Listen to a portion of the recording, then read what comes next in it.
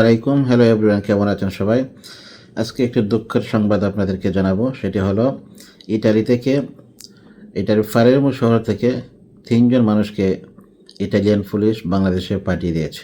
এটা আমাদের জন্য খুবই দুঃখজনক। সুতরাং যারা টমেটো ভিসা, ক্ষেতের ভিসা এবং এগ্রিকালচারে যারা আসতেছেন, আপনারা সতর্ক হয়ে থাকবেন, সতর্ক হয়ে চলাফেরা করবেন। অন্যথায় কার কপালে কি হয়, কখন কি ঘটে যায় বলা যায় না। সুতরাং নিজে সতর্ক থাকবেন। আপনার উকিলের মাধ্যমে আপনি কস্তুরা যাবেন বা থানাতে যাবেন, থানা থেকে যোগাযোগ করবেন। সম্পূর্ণ যদি সব কিছু ঠিকঠাক থাকে তাহলে নিজে উপস্থিত হবেন, হাজিরা দিবেন। অন্যথায় আপনি ভালো কিছু সিদ্ধান্ত নিন, ভালো পরামর্শ নিন। যারা সুন্দর এবং পরামর্শ দেয় তাদের কাছ থেকে ভালো পরামর্শ নিয়ে যাতে গ্রেফতার এড়িয়ে চলতে পারেন, আইনি জটিলতা থেকে বেঁচে থাকতে পারেন।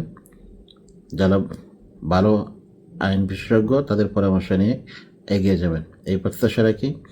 অনেকে কষ্ট করে আসেন, টাকা পয়সা নষ্ট করে আসছেন নিজের স্বপ্নকে বাস্তবায়ন করার জন্য।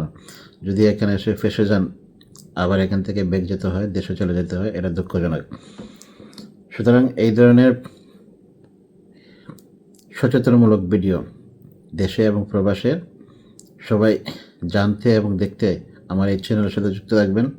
আমার এই চ্যানেল থেকে মানুষের কল্যাণে, মানবতার কল্যাণে কাজ শুরু হয়ে গেছে অলরেডি।